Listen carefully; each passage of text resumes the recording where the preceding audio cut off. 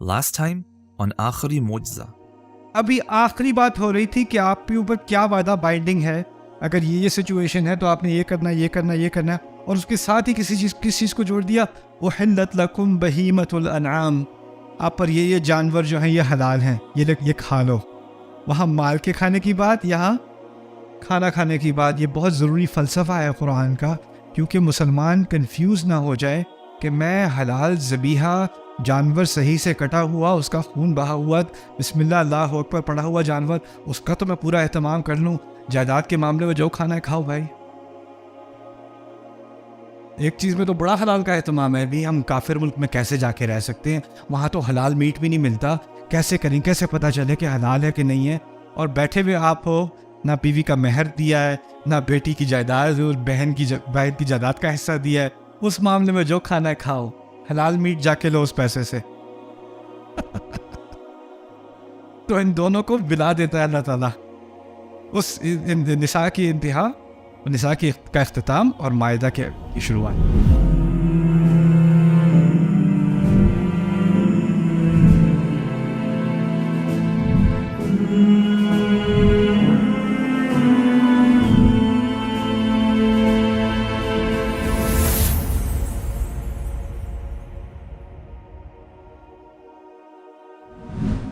اختتام مائدہ. للہ ملک السماوات والارض. ابتداء نعم الحمد للہ الذی خلق السماوات والارض. خلق السماوات والارض. اختتام مائدہ میں اللہ تعالیٰ نے بات کی تھی عیسیٰ علیہ السلام کے بارے میں بھی، جن کے ساتھ کیا جاتا ہے، شرک کیا جاتا ہے. ابتداء انعام میں کہہ دیا وَجَعَلَ الظُّلُمَاتِ وَالنُّورِ ثُمَّ الَّذِينَ كَفَرُوا بِرَبِّهِمْ. یاد برابری کرتے ہیں اپنے رب کے معاملے میں، اوروں کو برابر کرتے ہیں اپنے رب کا. اس کے آخر میں یہ بات ہو رہی تھی جن لوگوں نے غلطی سے کس کو برابر کیا، اپنے رب کے، عیسیٰ علیہ السلام کو. اختتام انعام هو الذی جعلکم خلائف الارض. اس نے تمہیں زمین مرگ پر کیا بنایا؟ خلائف کس چیز کی جمع ہے؟ خلیفہ کا مطلب کیا ہے؟ نائب سمجھ لیں اس کو، تھوڑا سا آسان زبان میں اس کا مطلب سمجھ لیں. خلیفہ ہوتا کیا ہے؟ اگر ٹیچر ہے، اس کو پرنسپل نے بلایا ہوا ہے اور وہ کلاس کے ایک مانیٹر کو کہتا ہے کہ آپ ذرا بیٹا یہاں پہ بیٹھنا، ذرا دھیان کرنا، میں ابھی 2 منٹ میں آتا ہوں. اس کو کیا بنا دیا اس نے ابھی؟ خلیفہ خلف سے نکلا ہے. خلف پیچھے کو کہتے ہیں، جس کو آپ پیچھے چھوڑ جاؤ ذمہ داری دے کے، وہ خلیفہ ہے. اگر آپ باہر جا رہے ہو، بچوں سے کو اچھا ہوم ورک کر لینا، اور کھانا وہ رکھا ہے وہ کھا لینا، اور یہ نہیں چھونا. کیا کر کے گئے ہو آپ؟ اس کو خلیفہ بنا کے گئے. اب اس کے پاس اقتدار ہے کہ وہ جو ذمہ داری اس کو دی ہے وہ پوری کرے یا نہ کرے. اس کے پاس ذرا چھٹی ہے کرنے کی، گنجائش ہے کہ وہ مان لے یا نہ مانے. اگر اس کو پیچھے تھوڑا اقتدار دے کے، آزادی دے کے نہ چھوڑا ہوتا تو خلیفہ کا لفظ اس پر اپلائی نہ ہوتا. خلیفہ ہوتا ہے کسی کو تھوڑی ذمہ داری دے کے، آپ اس کے اوپر نہیں کھڑے ہوئے، آپ نے اس کو چھوڑ دیا اپنے حال پہ، اور آپ کو اعتماد ہے کہ وہ آپ کی دی ہوئی ذمہ داری وہ پوری کرے گا. ٹھیک ہے، تو یعنی خلافت جو ہے اس کے ساتھ ایک بوجھ آتا ہے آپ کے اوپر، ایک ذمہ داری آتی ہے. کہا ہے اس کے شروع میں کہ تم نے، اس کے انعام کے اختتام پہ، کہ تمہیں خلائف بنایا. سورۃ الاعراف کے شروع میں ہی کہہ دیا آپ پر ایک کتاب نازل کی، لیکن آپ کے سینے میں کوئی حرج نہ آئے، کوئی تنگی، کوئی بوجھ نہ آئے. بوجھ کب آتی ہے؟ جب ذمہ داری ہوتی ہے. ذمہ داری کا ذکر پیچھے، اور پھر یہاں پر دوسری بات.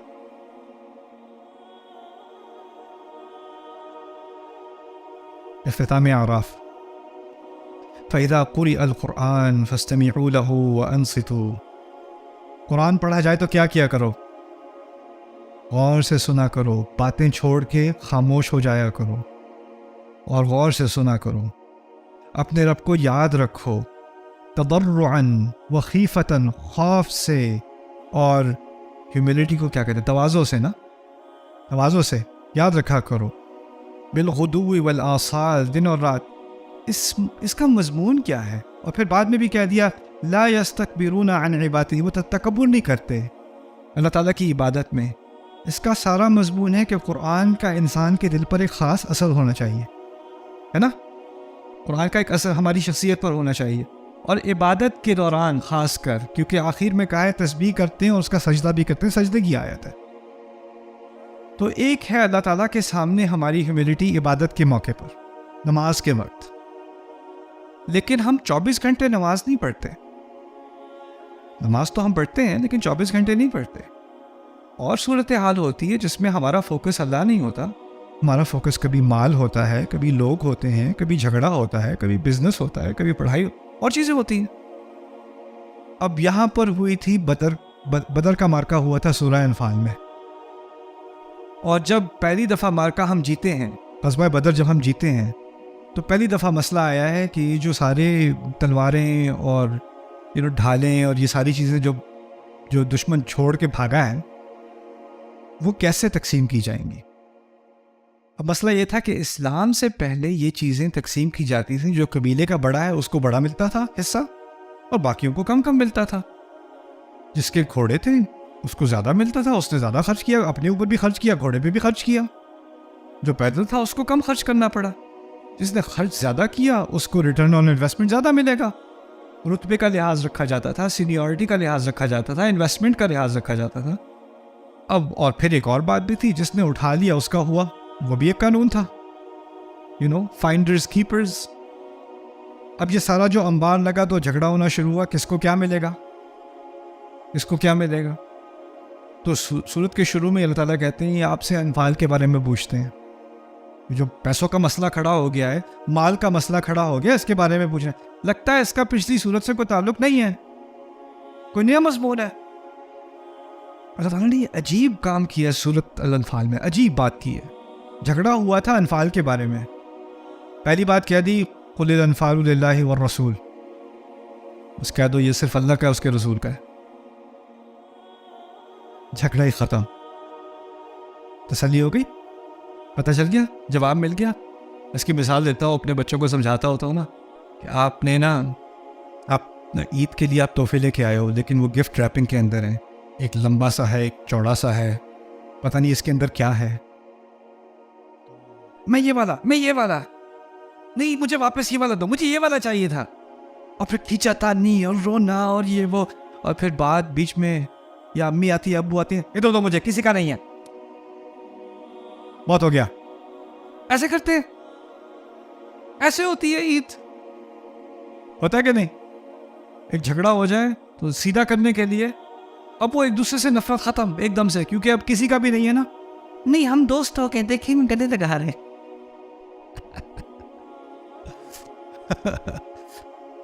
يسألونك عن الانفال قل الانفال للہ والرسول. مسئلہ ہی ختم، کسی کو نہیں ملنا. پتہ ہے 40ویں آیات میں بتا دیا نہیں اور تم کو بھی ملنا ہے، تمہیں اتنا ملے گا، تمہیں اتنا. شروع میں نہیں بتایا. کیوں؟ ابھی یہ جو جھگڑا ہوا تھا نا، اس کی ایک وجہ تھی، جو کچھ لمحوں کے لیے تمہارے دلوں سے اللہ کا ذکر نکل گیا تھا. یہ بہت بڑا مسئلہ ہے، کس کو کیا ملے گا، وہ کچھ بھی نہیں ہے اس کے مقابلے میں. تو اب کہا انما المؤمنون الذین آمنوا باللہ ورسولہ، اور پھر کیا، اور پھر ان المؤمنون الذین اذا ذکر اللہ وجلت قلوبہم. مومن تو وہ ہے جب اللہ کو یاد کیا جائے تو کیا ہوتا ہے ان کے دلوں کو. پچھلی صورت میں کہا تھا قرآن پڑھا جائے تو غور سے سنو، قرآن پڑھا جائے تو خاموش ہو جایا کرو، اپنے رب کو کیا نام ہے تواضع سے اور ڈرتے ڈرتے یاد کیا کرو، استکبار نہیں کرتے. اور اب کہہ رہے ہیں جب اللہ کو یاد کیا جائے تو ان کے دل درس جاتے ہیں. وَإِذَا تُلِيَتْ عَلَيْهِمْ آيَاتُهُ زَادَتْهُمْ إِيمَانًا، اور جب ان پر آیات پڑھی جاتی ہیں تو ان کا ایمان بڑھ جاتا ہے. یہاں تک کہ پچھلی آیت میں آیت پڑھی، ایمان اتنا بڑا کہ انسان سجدے میں گر گیا. لَا يَسْتَكْبِرُونَ عَنْ عِبَادَتِهِ. تناسب نظر آیا دونوں کا، کہاں بات ختم ہو رہی ہے، کہاں بات شروع. عجیب بات، یہ ایک مکی صورت، ایک مدنی صورت، ایک کتنے سال پہلے نازل ہوئی، ایک کتنے سال بعد جا کے نازل ہوئی. پھر آگے اختتام انفال، والذین آمنوا من بعد وہاجروا وجاہدوا معکم فاولئک منکم. جنہوں نے تمہارے ساتھ ہجرت کی، تمہارے ساتھ جہاد کیا، وہ تم ہی میں سے ہیں. اور وَأُولُو الْأَرْحَامِ بَعْضُهُمْ أَوْلَى بِبَعْضٍ فِي كِتَابِ اللَّهِ، اور جو رحم کے رشتے ہیں ان کی خاص اولویت ہے، پرائیورٹی ہے اللہ کی کتاب میں۔ تو دو طرح کے رشتے جو ہیں ہمیں انسانیت سے، اہل ایمان سے جوڑ رہے ہیں، دوسروں سے جوڑ رہے ہیں، دو بنیادی رشتے۔ پہلا رشتہ ہے ایمان کا، دوسرا رشتہ ہے فیملی کا۔ یہ چیزیں ہمیں، جو لوگ ہم سے قریب ترین ہیں، جس سے ہمارا ایسا جوڑ ہے جو کبھی ٹوٹ نہیں سکتا، ایک اہل ایمان والے ہیں اور دوسرے فیملی والے ہیں۔ اولو الارحام بعضهم اولی ببعض فی کتاب اللہ۔ تو کن لوگوں سے ہم جڑے ہوئے ہیں، وہ بات ہو گئی اختتام سورہ انفال میں۔ سورہ توبہ شروع ہوتی ہے براءۃ من اللہ ورسولہ، اعلان براءت ہے، کن لوگوں سے تمہارا کوئی تعلق نہیں ہے، اس کے بارے میں اعلان آ رہا ہے اللہ تعالیٰ کی طرف سے، اس کے رسول کی طرف سے۔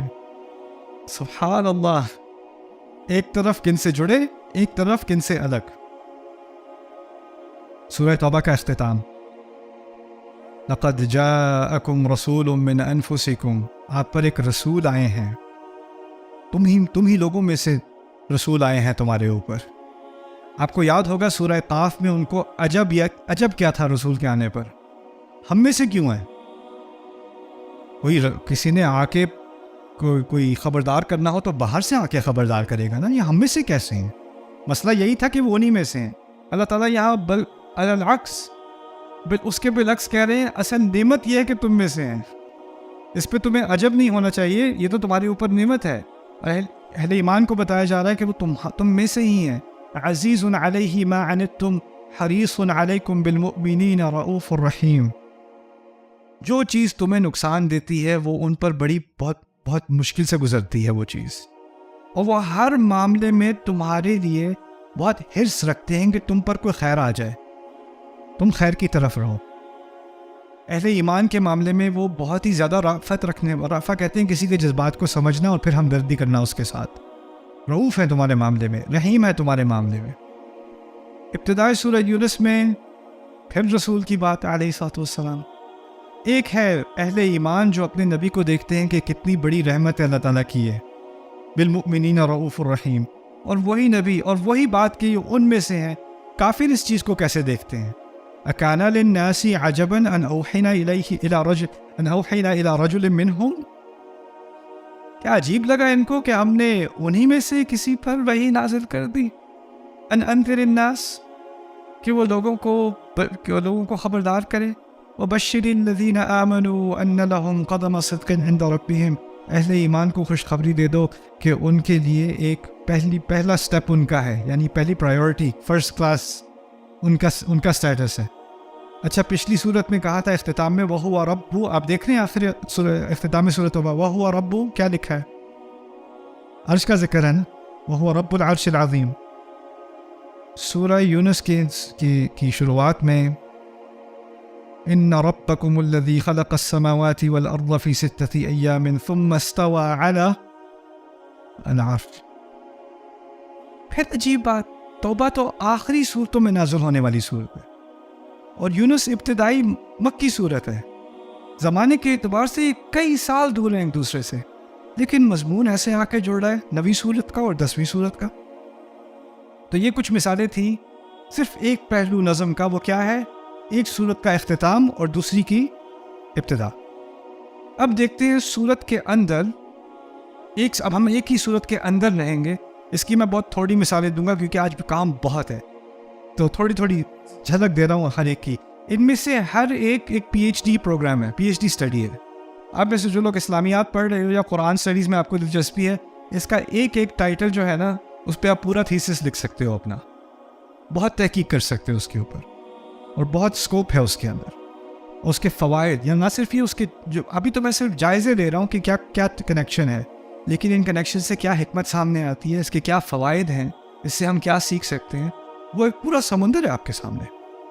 خیر، یہ ہے سورت کے اندر لفظی اور معنوی تناسبات۔ پہلے میں سمجھا دوں کہ لفظی اور معنوی سے میں کیا مراد لے رہا ہوں۔ لفظی ہیں، کچھ الفاظ ہوتے ہیں سورت کے اندر جن سے ذہن میں ایک تصویر کھینچتی ہے، اور پھر اللہ تعالیٰ اسی کے ارد گرد کے الفاظ بار بار استعمال کرتے رہتے ہیں، اور ایک ربط پیدا ہو جاتا ہے سورت کے اندر، ایک تھیم چلتی چلی آ رہی ہے، اور آپ کو وہی لفظ بہت ہی مختلف سیاق میں ایک سورت کے اندر ملے گا، مختلف طریقوں سے استعمال ہو رہا ہے، لیکن ایک ہی کانسیپٹ ہے جو آہستہ آہستہ اس کی بلڈنگ بن رہی ہے آپ کے ذہن میں. ایک تصویر پیس بائی پیس اس کو بنایا جا رہا ہے. اس کی ایک مثال، ویسے تو مثالیں اس کی سینکڑوں ہیں لیکن بلکہ ہزاروں ہیں. سورۃ البقرہ کی آیات کا تھوڑا سا جائزہ لیتے ہیں. اس پہ بہت سارے ایسے تناسبات ہیں، ان کو میں انگلش میں اینکرز کہتا ہوں. Anchors, like there are different anchors in a surah. خیر، خریدنا، بیچنا، تجارت کرنا، نفع ہونا، نقصان ہونا، بڑھنا، گھٹنا، یہ سب کس چیز سے متعلق ہے؟ تجارت، بزنس سے متعلق ہے. بقرہ کا آپ جائزہ لیں، آپ کو بزنس کی زبان کہیں نہ کہیں ملتی رہے گی. تم جو خرچ کرو گے تمہیں واپس دے دیا جائے گا. بزنس کی زبان ہے کہ نہیں؟ کوئی ادھار دے دے، ادھار واپس. بزنس کا مسئلہ ہے ادھار کے نہیں. من ذا الذی یقرض اللہ قرضا حسنا. آپ انویسٹمنٹ کرو اور آپ کی انویسٹمنٹ میں بہت زیادہ نفع ہو جائے. مثل الذین ينفقون اموالهم فی سبیل اللہ کمثل حبۃ انبتت 7 سنابل. آپ نے ایک روپیہ انویسٹ کیا، وہ 700 روپے بن گئے، اور 700 بھی ضرب 700 بھی ضرب 700. نفع کی بات ہو رہی ہے نا. پھر بعد میں جو لوگ ربا کرتے ہیں، ربا لیتے ہیں، ربا کہاں ہوتا ہے؟ تجارت کے معاملے میں تو ہوتا ہے ربا. پھر قرض کی آیت، وہ بھی ربا کی آیت، وہ بھی تجارت کی بات ہے، قرض بھی. لیکن شروع میں اشتروا اولئک الذین اشتروا الضلالۃ بالہدی، انہوں نے گمراہی خرید لی، ہدایت بیچ دی. بات ہو رہی ہے روحانی. زبان کون سی ہے؟ بزنس کی زبان ہے. پھر آگے جا کے پھر اشارہ کیا اس کی طرف، فما ربحت تجارتہم، ان کی تجارت نے ان کو کوئی نفع نہیں کیا. پھر کہتے ہیں آگے جا کے بنو اسرائیل کے بارے میں، یشترون بآیات اللہ ثمنا قلیلا، اللہ کی آیات کو کیا کرتے ہیں؟ تھوڑے میں بیچ دیتے ہیں، تھوڑے میں بیچ دیتے ہیں. پھر ہاروت ماروت کے قصے میں کہہ دیا لقد علموا لمن اشتراہ ما له فی الآخرۃ من خلاق. انہیں تو پتہ تھا ان میں سے جو کچھ خریدے گا ان سے، یعنی یہ جادو سیکھے گا، اس کو آخرت میں کچھ بھی نہیں ملنا. ومن الناس من یشری نفسہ ابتغاء مرضات اللہ. حج کی آیات میں کہہ دیا ان لوگوں میں سے ایسا بھی ہے جو اپنے آپ کو بیچ دیتا ہے اللہ کو خوش کرنے کے لیے. اللہ کی خوشی کی ابتغاء میں اپنے آپ کو بیچنا، خریدنا، نفع، نقصان، بزنس کی. یہ اس کا ایک لفظی تناسب چلا آ رہا ہے سورۃ البقرہ میں، اور بھی ہیں بقرہ کے اندر. ان میں سے ایک یہ ہے، اور اس کا بھی ایک ذوق پیدا ہوتا ہے انسان میں. اس صورت میں کون سے لفظی تناسبات ہیں، کون سی چیزیں، کون سے چھوٹے چھوٹے الفاظ ہیں جو ایک کے ساتھ دوسرے پہ روئے ہوئے ہیں، اور ان کا آپس میں کیا تعلق ہو سکتا ہے. وہ بھی ایک تدبر کی دنیا بن جاتی ہے کہ کلام کیسے جڑا ہوا ہے. ایک یہ ہے لفظی تناسب، اس کی ایک ہی مثال مجھے آپ کو دینی تھی. دوسرا ہے معنوی تناسب. معنوی تناسب میں ذرا عقل لڑانی پڑتی ہے، وہ تدبر کا کام ہے. اس کی میں بس آپ کو ایک مثال دوں گا، وہ ہے سورہ یاسین سے. پہلے میں آیات کا مختصر سا ترجمہ کر دوں، پھر میں آپ کو ایکچولی ترجمہ میں آخر میں کروں گا. پہلے میں تھوڑی بات بتا دوں یاسین کے بارے میں. یاسین یہ کچھ منفرد بات ہے جو کسی اور صورت میں نہیں ہے. یاسین میں ایک ایسا قصہ ہے کہ ایک رسول نہیں آیا، کتنے آئے؟ 3. اذ ارسلنا الیہم 2 فکذبوہما فعززنا بثالث فقالوا، جمع ہو گئی نا اب، انا الیکم مرسلون، ہم سب بھیجے گئے ہیں تمہاری طرف. 3 رسول ایک قوم پر، یہ عام ہے؟ نہیں، یہ بہت ہی عجیب واقعہ ہے. اچھا یہ 3 رسول بھی کافی نہیں تھے، پھر ایک صحابی بھی ہو گیا ان کا. وجاء رجل من اقصى المدینہ رجل یسعی، دور کسی کونے کے شہر کے دوسرے کونے سے بھاگا ہوا ایک آدمی آتا ہے، وہ بات کرتا ہے.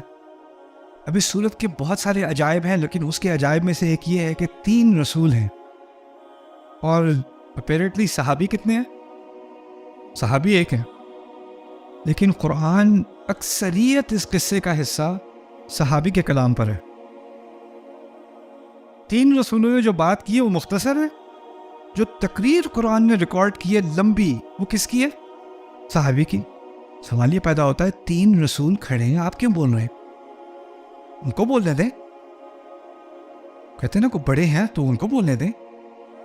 ہمارے ہاں یہ کلچر نہیں ہے. اگر آپ نے بات کرنی ہے اور آپ کے سامنے کچھ اسکالر بیٹھے ہوئے ہیں تو آپ کہیں مجھے تو بولنا تو کچھ نہیں چاہیے کیونکہ وہ بیٹھے ہوئے ہیں. यहाँ टीचर बैठा हुआ है तो स्टूडेंट चुप है, और यहाँ ये सहाबी बोल रहे हैं, कुरान सहाबे की बात को रिकॉर्ड कर रहे हैं, ज़्यादा किससे? एक रसूल से नहीं, 3 रसूलों से ज़्यादा वो कुरान में रिकॉर्ड है। क्या मकसद है इस बात का? ये हिकमत समझाना शायद कि रसूलों का एक अपना किरदार है, उनकी अपनी एक ज़िम्मेदारी है, उन्होंने अपना मिशन पूरा करना है, और जो अहले ईमान है उनका अपना एक मिशन है, उनकी अपनी एक ज़िम्मेदारी है, और रसूल के होने से आपकी ज़िम्मेदारी आपके कंधों पर से नहीं उतर जाती।